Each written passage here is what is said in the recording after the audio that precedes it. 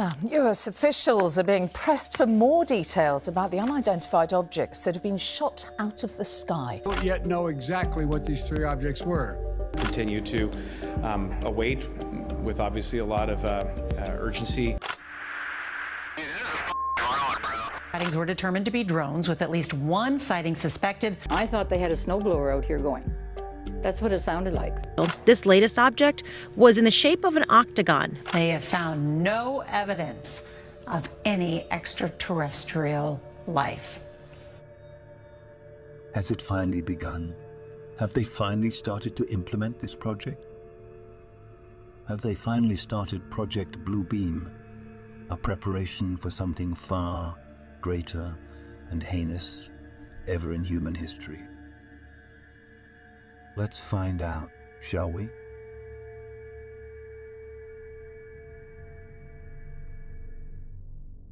Project BlueBeam was a book authored by Serge Monast in 1994, who was a journalist in the 80s and 90s. Currently, the book is impossible to find. However, until his death in 1996, he gave a series of interviews about the book, which meant that contents within the book are available, but they're largely scattered all over the internet. And up until 1996, Monast was able to give away much of the book's content in interviews. However, after his death, the circulation of the original book stopped, almost as if it's been made to vanish and has been impossible to find since then. Although there have been other books made on this topic, which of course have been penned under different names, this particular book hasn't been found or recovered. But the most interesting and probably spine-chilling thing about this whole ordeal is that Monast, in his last interview, claimed that he was being hunted down by the police and authorities. Due to this fear, he began homeschooling his kids, yet that didn't matter, as they were eventually taken away by the state and put into public schools. After this whole ordeal happened, the authorities finally got to Monast, arrested him, had him spend a night in a cold jail cell, and then released him back into his home the very next day, where he died of a heart attack. People who follow him and believe in his theory obviously pointed fingers at the authorities and his secret organization controlling the authorities to be behind his murder. Now, I don't know whether this was true or not, but it is very interesting that he died after spending a night in custody. Because there are resources or items where if you mix it in food and drink, it will cause the person who consumed it to die, and it will seem like a natural death. Of course, you can't source this type of item in a local pharmaceutical, as it is only available possibly in the black market or somewhere else. But things like this do exist. But why was Monast hunted down? Well, the reason he stated before his untimely demise was that he had a network of prohibited information available to him, meaning he had access to information that was very classified. But the main question is, what was written inside that book that was so deadly?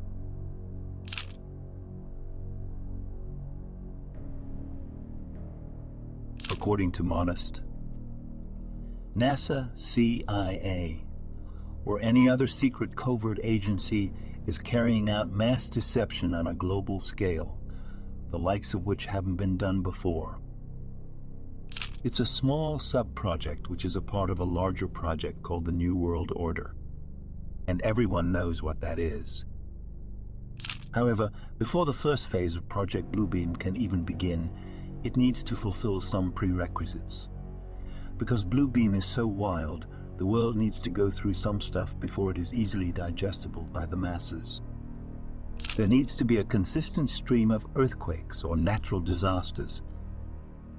If you haven't noticed, the number of natural disasters has ballooned over the years. We have hurricanes, cyclones, and devastating earthquakes, all increasing and happening frequently. Then there needs to be a steady stream of conflicts. War. US invading Afghanistan, Russia invading Ukraine, the Middle East being destabilized, etc. Conflicts must occur in several places at once and must continue. Then there should be economic collapse. Don't forget that there was one in 2008 which was devastating. Yet economists predict that there will be another one that is coming in a few years, which will be much more destructive than its predecessor.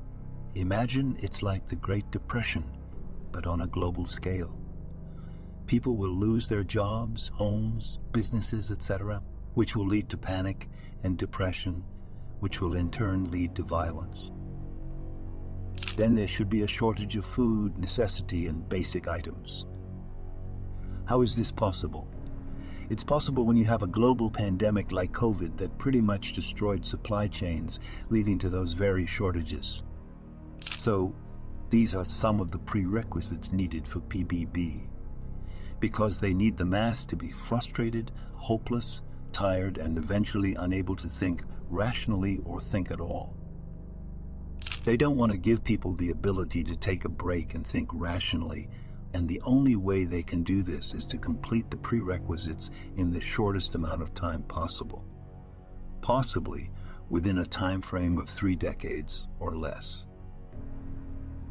Because within 3 decades you could condition and control an entire generation. Through the media and manipulation of information, it's very easy to do so, especially for a secretive agency that has all the power in the world. Then in the final phase, they will implement PBB, or Project BlueBeam.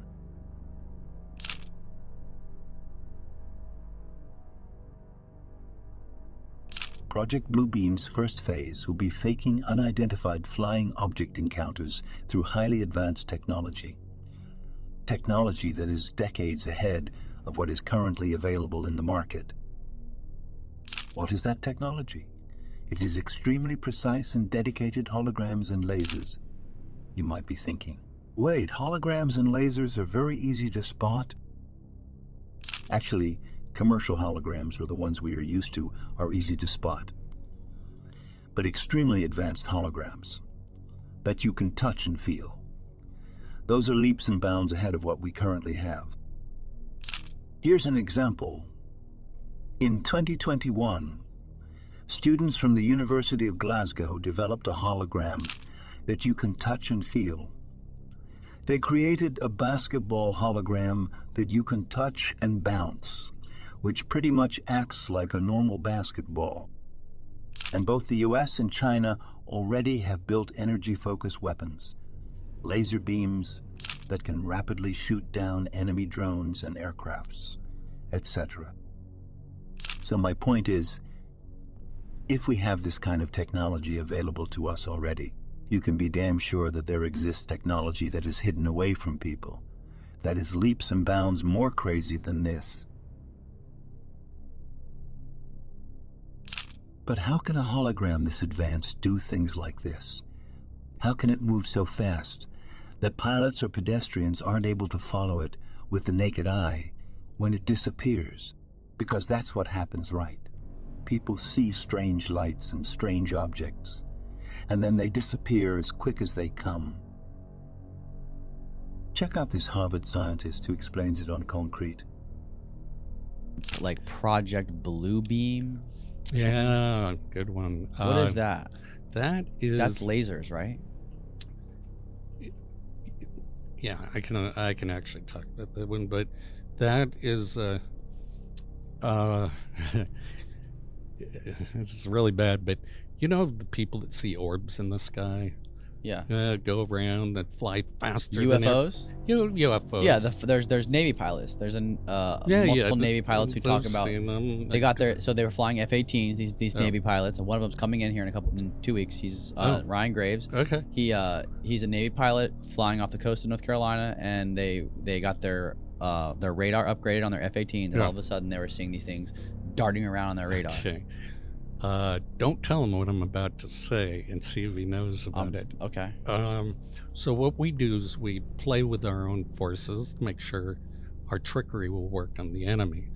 And those are directed energy weapons of where we do intersecting beams or focus beams into the atmosphere. And notice they're always in the atmosphere to excite the electron orbitals of the oxygen and nitrogen in our atmosphere, and it causes a glow and it causes ionization. That ionization shows up on radar and it's like a cat laser pointer, and we're making planes chase them. That's exactly how they describe these things moving, like laser pointers. Yeah, and so we can do it in 3 space. We can make it look like in 3-dimensional space. Yeah, and we can make it look like an entire fleet is about to drop bombs on, let's say, Europe, and then just have them disappear. And they get all their planes up in the air, and we attack them from the other direction, assuming we're attacking Europe. Who is doing this? The Navy, you said?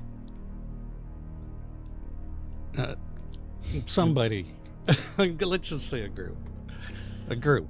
You know. And you know this for a fact. I know for a fact, yeah. So once they have this kind of weapon in place, the second part of the phase begins, which is to set up a fake alien invasion, which shouldn't be hard to do, and you might be wondering, how will the public react if they see this? You see, and this is my personal observation, there won't be a mass panic like the ones many are thinking. It's because people's minds have been conditioned through the media and other visual mediums on how to react when there is an alien invasion. You see, through movies, games, and TV shows, they've slowly conditioned people over the years to put complete faith and trust in their government. What happens in most alien invasion movies? The aliens are the bad guys and the government agencies are the good guys. And in the end, they save the day. That is the same script that every alien movie follows.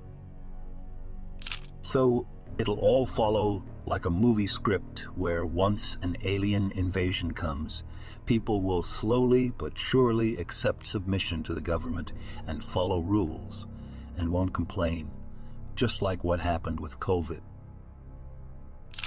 And then after the invasion comes the unification of the world, Phase 3. But before that can happen, one of the prerequisites needs to be fulfilled, which I didn't mention, which needs to be mentioned, and that is the complete eradication of any and all traditional religion. You see, the whole purpose of Project BlueBeam is to install a central government that will rule the world. One world government. And the person in charge of this world government must be an all-powerful being who people will follow blindly, a false god.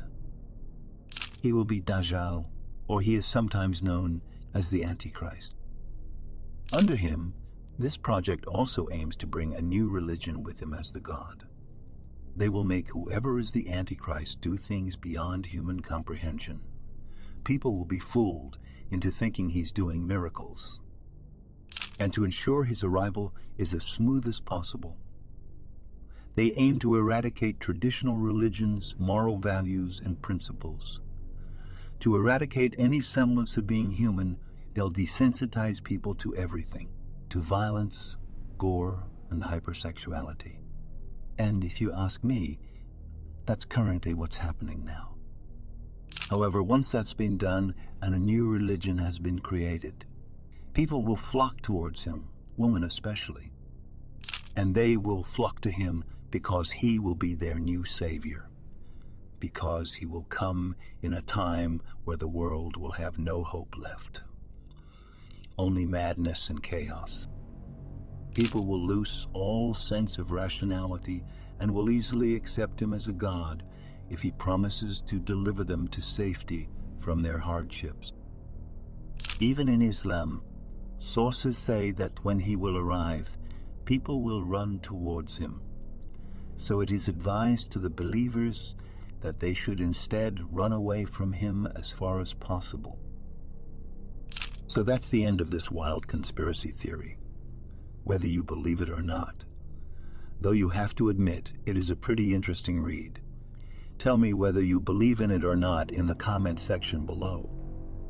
But what I can tell you is that though this is a conspiracy theory, much of its origins raises eyebrows, and much of what it contains does make sense in today's day and age.